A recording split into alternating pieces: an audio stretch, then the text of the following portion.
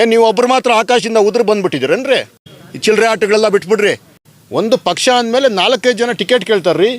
ನೀವು ಟಿಕೆಟ್ ತಗೊಂಡು ತಂದಿದ್ದು ಮಾರನೇ ದಿವಸ ನಿಮಗೆ ಕೆಲಸ ಮಾಡೋಕ್ಕೆ ಸ್ಟಾರ್ಟ್ ಮಾಡಿದ್ದೀವಿ ನಾವು. ಜ್ಞಾನ ಇಲ್ವಾ ನಿಮಗೆ?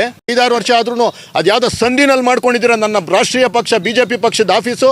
ಇವತ್ತು ಒಂದು ಆಫೀಸ್ ಮಾಡೋಕ್ಕೆ ಯೋಗ್ಯತೆ ಇಲ್ಲ ನಿಮ್ಗೆ ಯಾರಿಗೂ. ಚಿಲ್ಲರೆ ರಾಜಕೀಯ ಮಾಡೋಕ್ಕೆ ನಿಮ್ಗೊಬ್ಬರಿಗೆ ಬರಲ್ಲ. ಅವ್ರು MP ನೂ ಅವರೇ ಆಗಬೇಕು, MLA ಆಗಬೇಕು. ಆಯಿತು ಬಿಡ್ರಿ, ನಾಳೆ ಪಕ್ಷ ಏನಾದರೂ ಕೊಟ್ಟರೆ ಅವ್ರಿಗೆ ಮಾಡೋಣಂತೆ.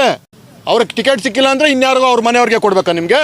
ಅಣ್ಣ ಜ್ಞಾಪಕ ಇಟ್ಕೊಂಡು ಹೋಗಿ, ಏನಾದರೂ ಡೇಟಾ ಇದ್ರೆ ತೆಗೆದು ನೋಡು, ಗೂಗಲ್ ಮಾಡಿ ನೋಡು. ಯಾವಾಗ ನೋಡಿದ್ರು ಕೌಂಟ್ರ್ ಕೊಟ್ಕೊಂಡು, ಯಾವಾಗ ನೋಡಿದ್ರು ಅದು ಮಾಡ್ಕೊಂಡು ಇದು ಮಾಡ್ಕೊಂಡು. ಯಾರಪ್ಪನ ಸೊತ್ತಲ್ಲ ಚಿಕ್ಕಬಳ್ಳಾಪುರ.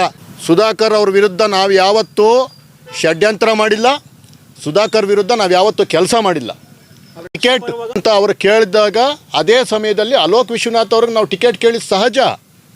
ಒಂದು ಪಕ್ಷ ಅಂದಮೇಲೆ 4-5 ಜನ ಟಿಕೆಟ್ ಕೇಳ್ತಾರ್ರಿ. ಅವ್ರ ಪರವಾಗಿ ಕೆಲಸ ಮಾಡಿದ್ವಿ. ನೀವು ಟಿಕೆಟ್ ತಗೊಂಡು ತಂದಿದ್ದು ಮಾರನೇ ದಿವಸ ನಿಮಗೆ ಕೆಲಸ ಮಾಡೋಕ್ಕೆ ಸ್ಟಾರ್ಟ್ ಮಾಡಿದ್ದೀವಿ ನಾವು. ಜ್ಞಾನ ಇಲ್ವಾ ನಿಮಗೆ? ಅದೇ ಸುಧಾಕರ್ ಅವ್ರು ನಮ್ಮ ಮನೆಗೆ ಬಂದು ನಮ್ಮನ್ನು ಕೇಳ್ಕೊಂಡ್ರು. ನಾನು ಅದಕ್ಕೆ ಮೊದಲೇ ಹೇಳಿದ್ನಲ್ಲ, ಫೋನ್ ಮಾಡಿ ಹೇಳಿದ್ದೆ, ನೀವು ಬಂದ್ಲಿ ಬರ್ದಿರೋ ಹೋಗಲಿ, ನರೇಂದ್ರ ಮೋದಿ ಅವ್ರದ್ದು ಇದು ಎಲೆಕ್ಷನ್ನು, ನನ್ನ ದೇಶದ ಎಲೆಕ್ಷನ್ನು. ಸುಧಾಕರ್ ಎಲ್ಲ ಯಾರು ನಿಂತರೂ ಕೆಲಸ ಮಾಡ್ತೀವಿ. ವಿಶ್ವಣ್ಣ ಟಿಕೆಟ್ ಆಗಿದ್ದು ನೆಕ್ಸ್ಟ್ ದಿವಸ ನನ್ನ ಕರೆಸಿದ್ರು, ಮುನ್ರಾಜ್ ಅವ್ರನ್ನ ಕರೆಸಿದ್ರು, ರವಿನಾರಾಯಣ ರೆಡ್ಡಿ ಅವ್ರನ್ನ ಕರೆಸಿದ್ರು. ಇದರಿಂದ ಗೌರಿಬಿದ್ನೂರಿಂದ ಎಲ್ಲರೂ ಕೆಲಸ ಮಾಡಬೇಕು. ಏನಾಗಿದೆ, ಟಿಕೆಟ್ಗೆ ಹೋರಾಟ ಮಾಡಿದ್ದಾಗೋಯ್ತು. ಕೆಲಸ ಮಾಡಬೇಕು ಅಂತ ಹೇಳಿದಾರ್ರಿ. ಕೆಲಸ ಮಾಡಿದ್ದೀವಿ ನಾವು. ಬೇರೆ ಬೇರೆ ಮಾತಾಡೋಕ್ಕೆ ಬರುತ್ತೆ ನಮಗೂ. ಯಾವುದು ಏನು ಪಕ್ಷದ ಒಂದು ಚಟುವಟಿಕೆ ಇರೋ ಅಂಥ ಒಂದು ಜಾಗದಲ್ಲಿ ಏನಂದರೆ ಅದು ಬಂದು ಮಾತಾಡ್ತೀರಾ. ನೆನ್ನೆ ಯಾರೋ ಕೇಳ್ತಿದ್ರು, ಕಚೇರಿ ಯಾಕಾಗಿಲ್ಲ ನಿಮ್ಮದು, ಯಾಕೆ ಕಚೇರಿ ಇಲ್ಲ ಅಂತ ನೀವು ಪತ್ರಕರ್ತ ಕೇಳ್ತಿದ್ರೆ ನಿಮ್ಗೆ ಯಾರಿಗೂ ಮಾತಾಡೋಕ್ಕೆ ಯೋಗ್ಯತೆ ಕೂಡ ಇಲ್ಲ. 5 ವರ್ಷದಿಂದ ಇದೇ ಸುಧಾಕರ್ ಬರೋಕ್ಕೆ ಮೊದಲೇ ನಾವು CS ಐಟ್ನ ಮಾಡಿಸ್ಕೊಂಡು ಪಕ್ಷಕ್ಕೆ ಅಂತ 75 ಲಕ್ಷ ರೂಪಾಯಿ ದುಡ್ಡು ಕಟ್ವಿ, DD ಕಟ್ಟಿ ನಮ್ಗೆ ರಿಜಿಸ್ಟರ್ ಮಾಡಿಸಿದ್ದೀವಿ ರೀ. ಪ್ಲ್ಯಾನ್ ಅಪ್ರೂವಲ್ ತೊಗೊಂಡಿದ್ದೀವಿ. ನಮ್ಮದು ಏನು ಕುಪ್ಪಳ್ಳಿ ಪಂಚಾಯತಿನಲ್ಲಿ ಭವನ ಮಾಡೋದಕ್ಕೆ ದುಡ್ಡು ಕಲೆಕ್ಟ್ ಮಾಡೋಕ್ಕೆ ಸ್ಟಾರ್ಟ್ ಮಾಡಿದ್ವಿ. ನೀವು ಬಂದು ನಾವು ಆ ಸೈಟ್ ಬೇಡ ಇನ್ನೇನೋ ಮಾಡ್ತೀವಿ ಅಂತ 5-6 ವರ್ಷ ಆದ್ರೂ ಅದು ಯಾವುದೋ ಸಂಧಿನಲ್ಲಿ ಮಾಡ್ಕೊಂಡಿದ್ದೀರ ನನ್ನ ರಾಷ್ಟ್ರೀಯ ಪಕ್ಷ BJP ಪಕ್ಷದ ಆಫೀಸು. ಇವತ್ತು ಒಂದು ಆಫೀಸ್ ಮಾಡೋಕ್ಕೆ ಯೋಗ್ಯತೆ ಇಲ್ಲ ನಿಮ್ಗೆ ಯಾರಿಗೂ.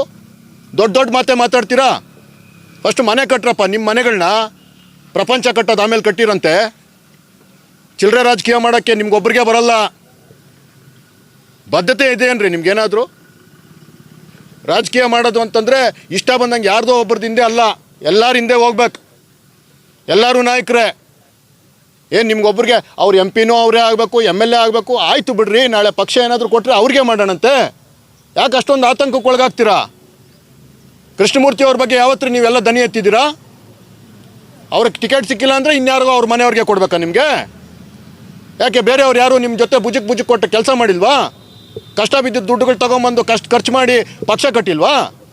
ಅವ್ರವ್ರು ಯೋಗ್ಯತೆಗೆ ತಕ್ಕನಂಗೆ ಒಬ್ಬನು 1 ರೂಪಾಯಿ ಮಾಡಿರ್ಬೋದು, ಒಬ್ಬನು 1 ಕೋಟಿ ರೂಪಾಯಿ ಮಾಡಿರ್ಬೋದು ರೀ. ಫಸ್ಟು ಕಾರ್ಯಕರ್ತರಿಗೆ ಮರ್ಯಾದೆ ಕೊಡೋದು ಕಲ್ತ್ಕೊಳ್ಳಿ. ವಿಶ್ವಣ್ಣ ಹೇಳಿದ್ದು ಇಂಥ ಯಾರಾದರೂ ಯುವಕರು ಬರಬೇಕು ಅಂತ ಅಷ್ಟೇ. ಅಲ್ಲ ರೀ, ವಿಶ್ವಣ್ಣು ಅಕಸ್ಮಾತ್ ನಾನು ಹೇಳೋದು, ಈಗ ಸುಧಾಕರ್ ಅವರು ಇವತ್ತು MP ಆಗಿದ್ದಾರೆ. ಅಕಸ್ಮಾತ್ ಸುಧಾಕರ್ ಅವ್ರಿಗೆ ನಾಳೆ MLA ಟಿಕೆಟ್ ಸಿಕ್ತು ಅಂತ ಇಟ್ಕೊಳ್ಳಿ. MLA ಟಿಕೆಟ್ ಅವ್ರು ಇಲ್ಲಿ ಬಂದರೆ MP ಖಾಲಿ ಆದಾಗ ಯಾರಿಗದು ಲಾಭ ಆಗುತ್ತೆ ಅಂತ ನಿಮ್ಗೇನಾದರೂ ಗೊತ್ತಿದೆಯಾ? ಅಲೋಕ್ ವಿಶ್ವನಾಥ್ ಅವ್ರಿಗೆ ಮತ್ತೆ MP ಆಗೋ ಚಾನ್ಸ್ ಸಿಗುತ್ತೆ ರೀ. ಅದನ್ನೂ ಸಹ ಅವರು ತ್ಯಾಗ ಮಾಡಿ ಯಾರಾದರೂ ಯುವಕರು ಬರಲಿ ಅಂತ ಹೇಳ್ತಿದ್ದಾರೆ. ಏನು ಅದ್ರ ಅರ್ಥ? ಆ ಮನುಷ್ಯನ ದೊಡ್ಡತನ ನೀವೇನೋ ಅರ್ಥ ಮಾಡ್ಕೊಂಡಿದ್ದೀರಾ? ಆ ಮನುಷ್ಯನ ಪಾರ್ಟಿ ಬದ್ಧತೆ ನಿಮ್ಗೆ ಗೊತ್ತೇನು ರೀ? ಯಡಿಯೂರಪ್ಪ ಅಂದರೆ ಅವ್ರಿಗೆ ಪ್ರಾಣ ರೀ. KJP ಮಾಡಿ ಹೋದ್ರು, ಬಾ ಅಂತಂದರು.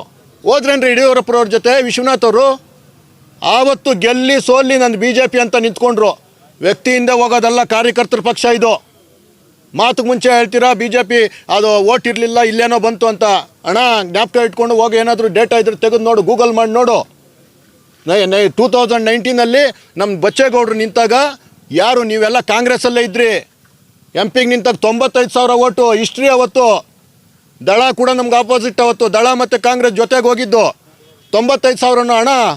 ಅದಕ್ಕೆ ಮೊದಲು 35,000 MP ಅವ್ರಿಗೆ ಬಂದಿತ್ತು.